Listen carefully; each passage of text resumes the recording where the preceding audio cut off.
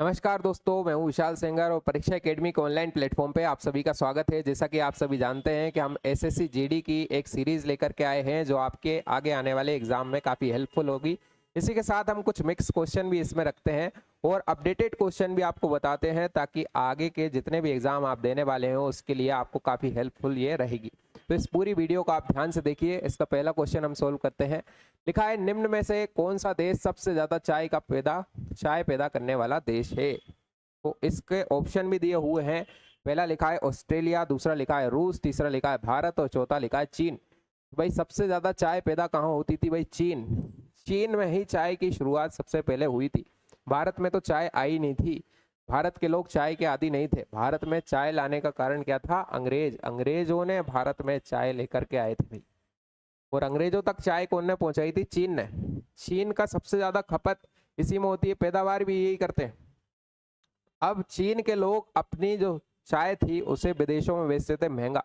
इसी वजह से यूरोप पूरा का पूरा चाय में डूबा हुआ था, यानी कि चाय का आदी हो चुका था। अब अंग्रेज जैसे ही भारत आते हैं तो भारत में उन्हें चाय मिलती नहीं है, क्योंकि भारत में तो सभी लोग सतुआ खाते थे सुबह के सुबह, या फिर दूध वगैरह पी लेते थे, मगर चाय वाय देखने को नहीं मिलती थी। अब अंग्रेज बड़े तलब में परेशान हो जाते थे कि भाई यहाँ तो कोई भी चाय नहीं पीता, तो चाय मिलेगी कहाँ। तो ऐसे में एक असम वाले इलाके में जनजाति रहा करती थी। वह जनजाति थोड़ा बहुत काढ़ा टाइप का, पत्तियों को पीस पीस के काढ़ा टाइप का बनाती थी। तो वहां से इन्हें चाय की संभावनाएं नजर आई कि भाई इस क्षेत्र में चाय की खेती की जा सकती है। उन्होंने चीन से ला करके इन्हें बीज दिए और यहाँ पर फिर पैदावार शुरू हुई सबसे पहले कि ये चाय के लिए उत्तम खेती की व्यवस्था यहाँ पर हो सकती है। इस तरीके से अंग्रेजों ने चाय की पैदावार शुरू करी यहाँ पर। अब चाय की पैदावार शुरू हो गई, लेकिन खपत शुरू नहीं है, क्योंकि भारत में तो कोई चाय का आदी ही नहीं है। तो चाय बिकेगी कैसे? चाय बिकेगी नहीं तो उपज ज़्यादा हो जाएगी, तो फिर दिक्कत शुरू हो जाएगी। ऐसे में अंग्रेजों ने एक बड़ा गेम खेला। यहाँ पर अंग्रेजों ने जितने भी सरकारी दफ्तर थे जहाँ पर भारतीय लोग काम करते थे, उन सभी को सुबह और शाम की चाय फ्री में बंटवाना शुरू कर दी। और सुबह और शाम की चाय जब फ्री में बंटवाना शुरू कर दी तो उसके बाद लोग चाय के आदी हो गए। इसके बाद अंग्रेजों ने देखा कि भारत के लोग जो दफ्तरों में चाय पीते थे वो घरों पर भी चाय की डिमांड करने लगे। इस तरीके से मार्केट में चाय आ गई।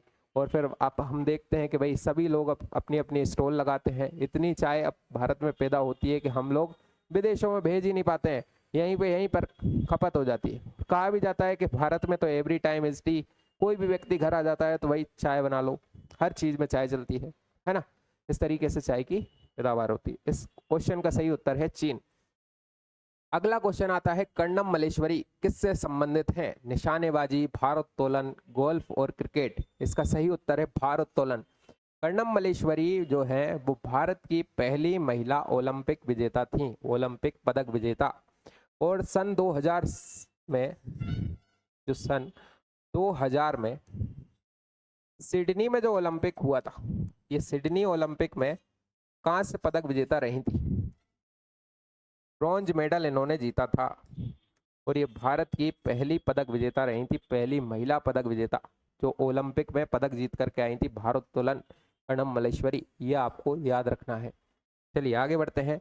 अगला क्वेश्चन आता है, अगला फीफा वर्ल्ड कप 2026 कहां आयोजित किया जाने वाला है? ऑप्शन दिए हुए हैं कतर, रूस, अमेरिका, कनाडा और मेक्सिको।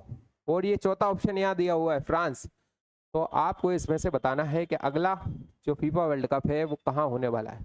तो इसका सही उत्तर होगा सी, अमेरिका, कनाडा और मेक्सिको। भाई अगला वर्ल्ड कप जो है वो 2026 में अमेरिका, कनाडा और मेक्सिको 3 देशों में मिलकर के होने वाला है। इससे पहले का जो वर्ल्ड कप हुआ था वो 2022 में हुआ था, कतर में हुआ था, लिखा भी है। और कतर में हुआ था तो किस किस में फाइनल हुआ था? अर्जेंटीना और फ्रांस में फाइनल हुआ था। और इस फाइनल को जीता था अर्जेंटीना ने। और अर्जेंटीना के जो कप्तान थे मेसी थे, लियोनल मेसी। वर्तमान में लियोनल मेसी बड़े चर्चा में चल रहे हैं क्योंकि ये भारत दौरे पर आए हुए हैं और इन्होंने कोलकाता में सबसे पहले प्रवेश किया भारत में। और कोलकाता में इनका एक स्टेचू बनाया गया है। उस स्टेचू को कोलकाता में बनाया गया है। क्यों बनाया गया है? ताकि फुटबॉल का महत्व ज़्यादा से ज़्यादा बढ़े भारत में। भारत में भी फुटबॉल के काफ़ी फैन हैं, तो भारत के जो फुटबॉलर हैं, अच्छे खिलाड़ी यहाँ पर आए और हम भी फुटबॉल में एक बड़ा योगदान दें, उसके लिए। आगे बढ़ते हैं। फिर है, कौन भारतीय सिनेमा का जनक कहा जाता है? ऑप्शन दिए हुए हैं राज कपूर, राजेश खन्ना, दिलीप कुमार और दादा साहेब फाल्के। तो इसका सही उत्तर है दादा साहेब फाल्के। भाई दादा साहेब फाल्के को ही भारतीय सिनेमा का जनक कहा जाता है और इन्हीं के नाम पर 1969 से एक पुरस्कार भी दिया जाता है, सिनेमा जगत का सबसे बड़ा पुरस्कार, दादा साहेब फाल्के पुरस्कार। दादा साहेब फाल्के यही भारत में बॉलीवुड को लेकर आए, आप इससे समझ सकते हैं। दादा साहेब फाल्के भारत में जो पहली फिल्म बनी थी 1913 में, उसका नाम क्या था, ये भी क्वेश्चन पूछा जाता है। तो भाई राजा हरिश्चंद्र पहली मूवी थी, राजा हरिश्चंद्र ये पहली मूवी थी।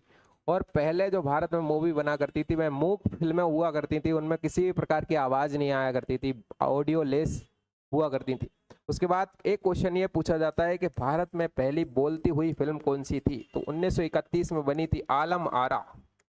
ये आलम आरा पहली मूवी थी जो बोलती हुई थी, जिसमें आवाज आई थी, ऐसी मूवी। आगे बढ़ते हैं, अगला क्वेश्चन आता है, भारत में किस राज्य ने सबसे अधिक प्रधानमंत्री दिए हैं? ऑप्शन है बिहार, गुजरात, महाराष्ट्र और उत्तर प्रदेश। तो इसका सही उत्तर है उत्तर प्रदेश। भाई उत्तर प्रदेश से ही दिल्ली का रास्ता निकलता है, ये बात आपने कई बार चुनावों में सुनी होगी, क्योंकि उत्तर प्रदेश से ही 9 प्रधानमंत्री पूरे भारत को मिले हैं।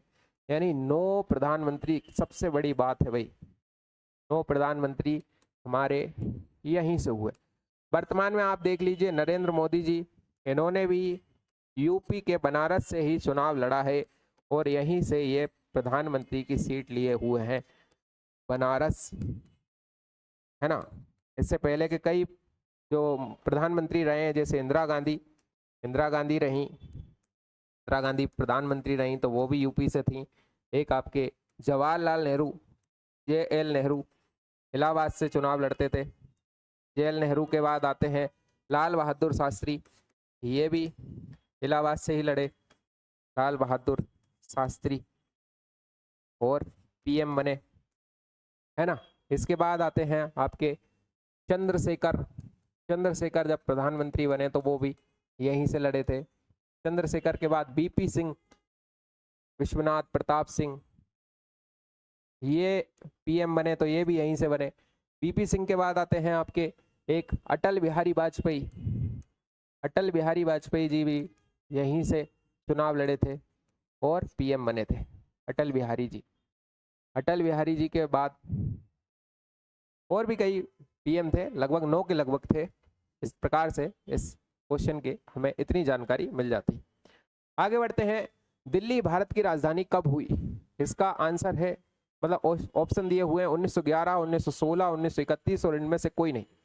दिल्ली को भारत की राजधानी 1911 में बनाया गया था भाई। 1911 में घोषणा हो गई थी, 1912 में आधिकारिक रूप से भारत की राजधानी दिल्ली बनी थी। इससे पहले भारत की राजधानी कलकत्ता अंग्रेजों ने बनाई थी। अंग्रेजों ने कलकत्ता से दिल्ली ट्रांसफर किया था 1911 में।